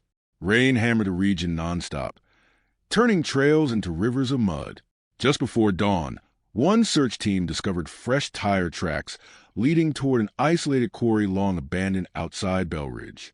At the bottom of the quarry sat a rusted crane partially submerged in dark water, and hanging from a crane cable, barely visible beneath the storm, investigators saw another steel barrel swaying slowly above the flooded pit.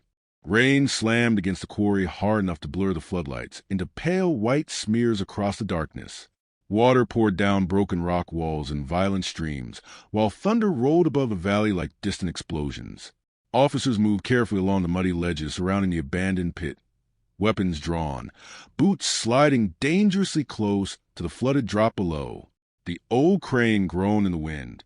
Rusted cables swayed back and forth over black water 40 feet beneath the quarry rim, and suspended from one of those cables, turning slowly in the storm like a pendulum, hung another steel barrel.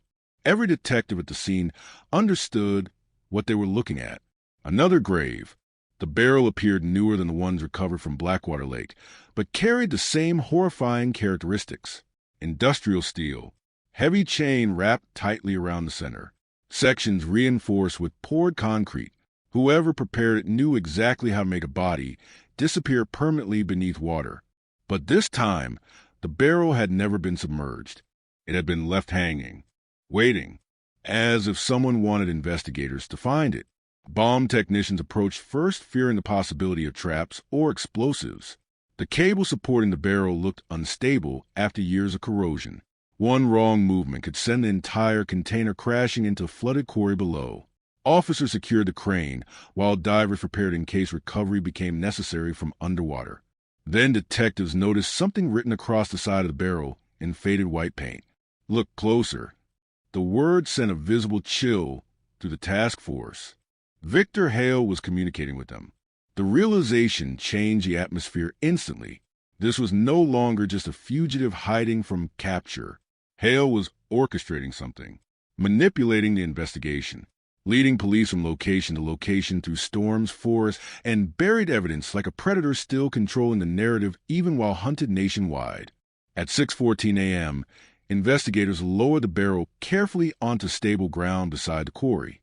Forensic teams worked in near silence beneath portable floodlights while rain hammered against plastic tarps overhead. News helicopters circled miles away, unable to approach due to weather conditions. But everyone in Bell Ridge already knew something massive was unfolding at the quarry. Emergency scanners leaked information faster than authorities could contain it. Residents gathered inside diners and living rooms watching the storm coverage while waiting for another nightmare to surface from the darkness. When technicians finally forced the lid open, several officers staggered backward immediately. Inside was not a body. It was evidence. Boxes. Dozens of sealed containers stacked tightly inside the barrel, each wrapped in plastic against moisture. Investigators carefully removed them one by one, while cameras documented every detail. Inside the boxes, detectives discovered hundreds of photographs, handwritten journals, maps, newspaper clippings, police scanner transcripts, and cassette tapes dating back almost 40 years. Victor Hale had created an archive, a complete record of his crimes. And buried among the materials sat a single VHS tape, labeled in black marker, Emily. The tape was transported immediately under armed escort to a forensic lab in Bell Ridge. Detectives gathered inside a secured viewing room late that afternoon, while rain continued battering the town outside. Nobody spoke much before the tape played. Several investigators later admitted they feared what they were about to see more than anything else discovered so far. Static filled the screen first. Heavy rain echoed somewhere in the background. Then the image stabilized.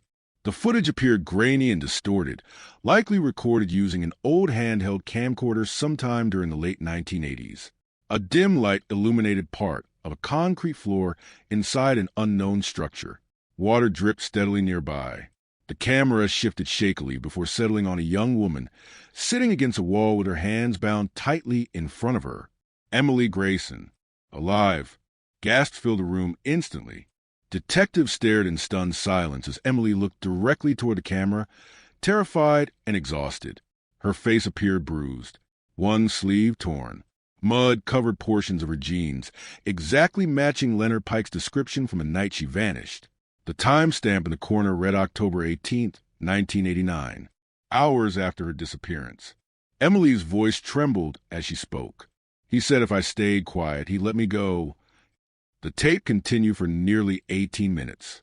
Investigators watched helplessly as Victor Hale's voice occasionally drifted from behind the camera, asking questions calmly, almost conversationally. He asked Emily whether anyone would come looking for her, asked if she believed people truly knew who she was, asked whether she trusted strangers too easily.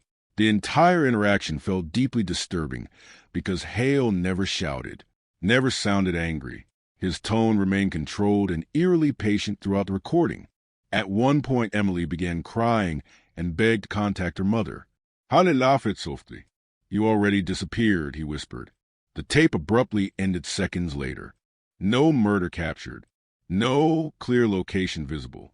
But for the first time in 27 years, investigators possessed undeniable proof that Emily Grayson had been abducted and held captive by Victor Hale. Bell Ridge exploded.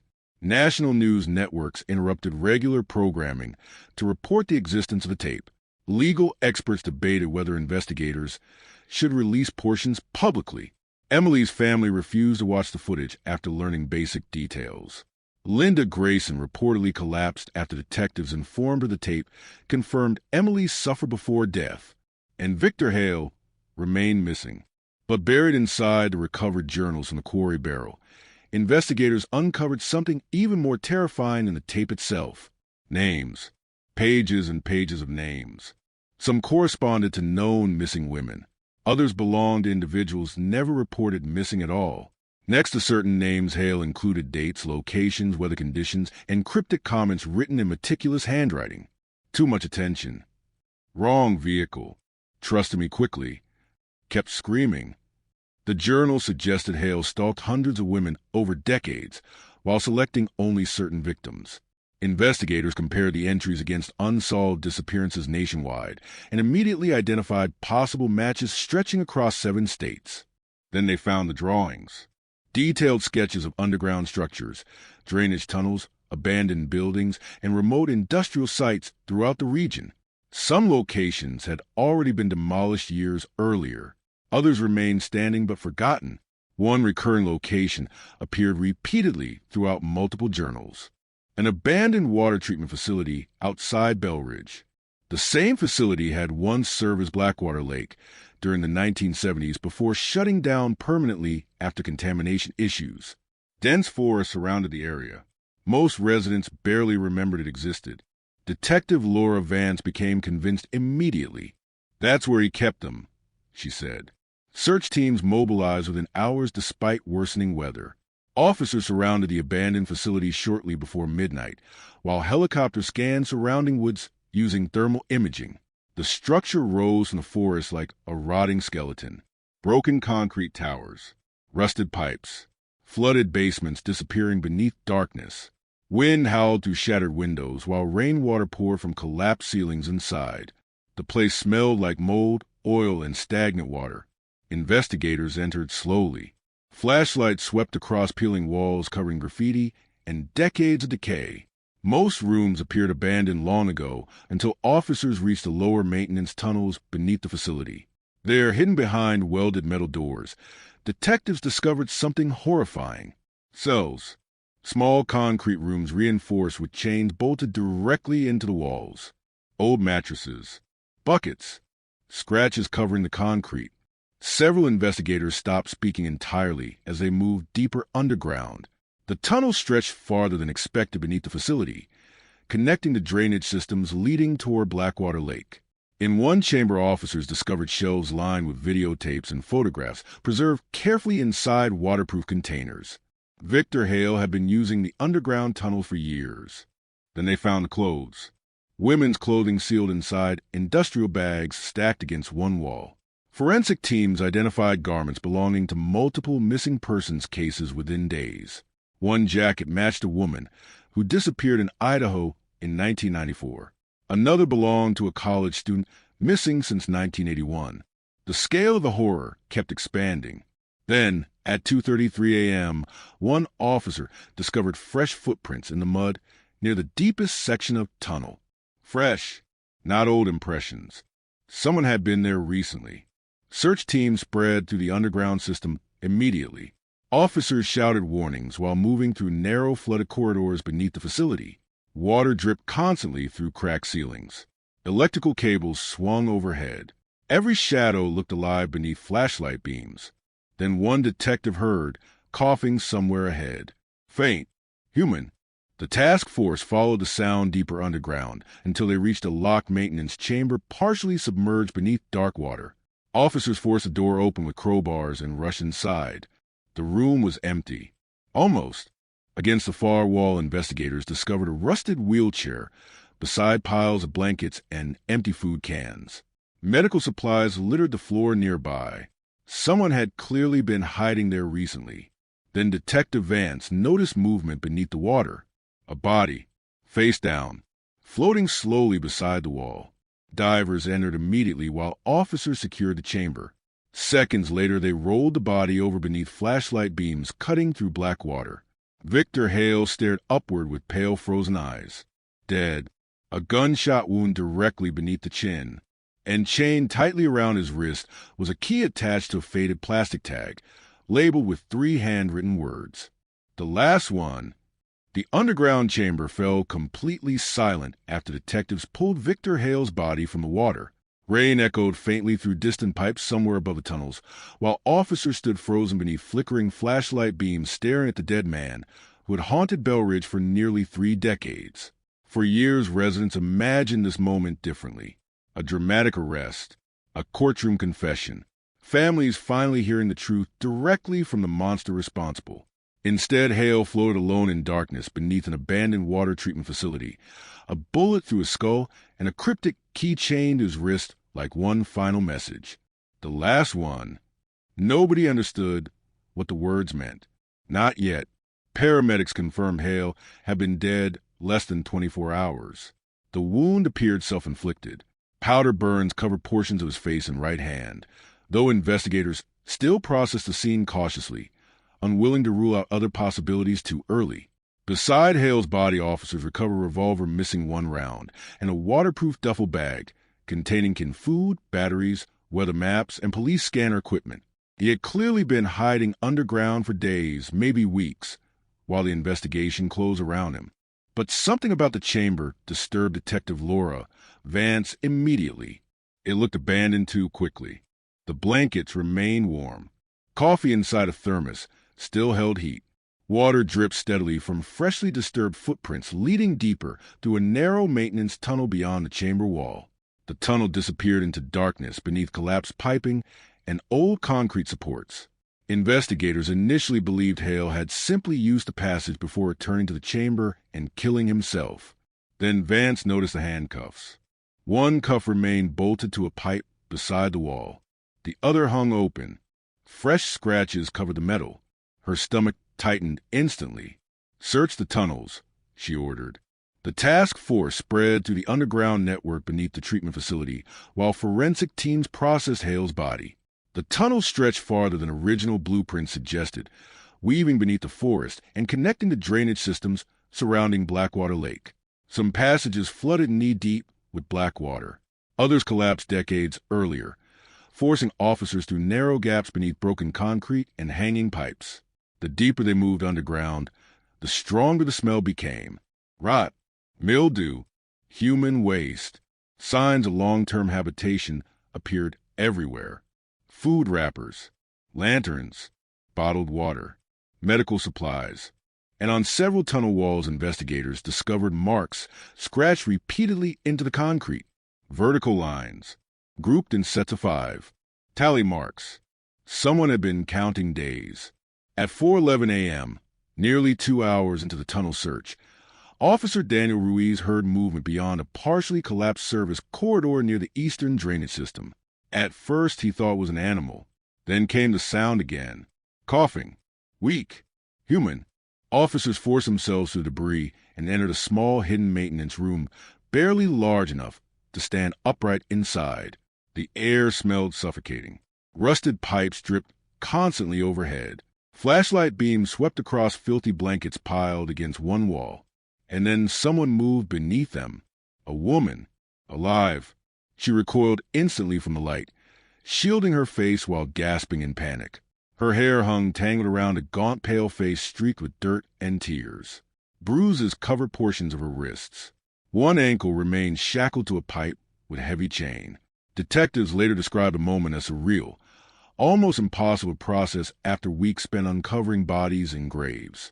The woman looked at the officers in complete terror. "Is he dead?" she whispered. Nobody answered immediately, because nobody could understand how this was possible. Her name was Allison Beck, 34 years old, missing since 2009, 8 years, alive beneath the tunnels. The discovery sent shockwaves through the investigation, unlike anything before it. Paramedics rushed Allison from the underground facility shortly before dawn, wrapped in blankets, while helicopters circled overhead broadcasting live footage nationwide. Belridge residents watched in disbelief as news stations interrupted coverage of Victor Hale's death with another unimaginable revelation. Hale had not only murdered women, he had kept at least one alive. Doctors later confirmed Allison suffered severe malnutrition, dehydration, untreated injuries, and profound psychological trauma. She barely spoke during the first 48 hours after rescue. Investigators feared her mental condition might prevent coherent testimony altogether. But even in fragments, Allison's statements shattered everything detectives believed they understood about Victor Hale. Because according to Allison, Hale was never alone. The first time she spoke the words, detectives assumed confusion caused by trauma. "There was another man," she whispered from her hospital bed. Task force investigators immediately leaned closer. Allison described hearing 2 male voices repeatedly during her captivity. One belonged to Hale. The other sounded older, calmer. She claimed the second man visited the tunnels occasionally during storms, bringing supplies and helping move barrels through underground drainage passages connected to Blackwater Lake. Allison never saw his face clearly because Hale forced her to remain restrained whenever the man arrived. But she remembered one thing vividly: the smell, cigars and engine oil. Detectives froze. Sheriff Harold Bennett, the former Belridge sheriff who mishandled Emily Grayson's original investigation decades earlier, had been famous for smoking cigars constantly, even during crime scenes, even inside patrol vehicles. Former deputies joked they could identify Bennett's arrival before seeing him because the smell lingered everywhere. The implication hit the task force like a bomb. Could Belridge's former sheriff have helped Victor Hale conceal murder for years? Investigators immediately reopened archived evidence surrounding Bennett's career. What they discovered triggered another avalanche of horror. Multiple reports connected to Emily's disappearance had vanished from evidence storage entirely after Bennett retired in 1995. Witness statements mentioning Hale repeatedly disappeared or were altered. Search warrants targeting Hale's property have been delayed, denied, or quietly abandoned under Bennett's authority. Then forensic accountants uncovered suspicious financial records buried inside old county archives. Cash withdrawals, undocumented property payments, large deposits moving through shell accounts connected indirectly to Bennett and businesses associated with Hale. The deeper investigators dug, the darker conspiracy became. Belridge erupted again. Residents who spent decades blaming incompetence suddenly faced the possibility of corruption far worse than negligence. Protesters gathered outside the abandoned sheriff's office, demanding criminal investigations into former deputies and officials.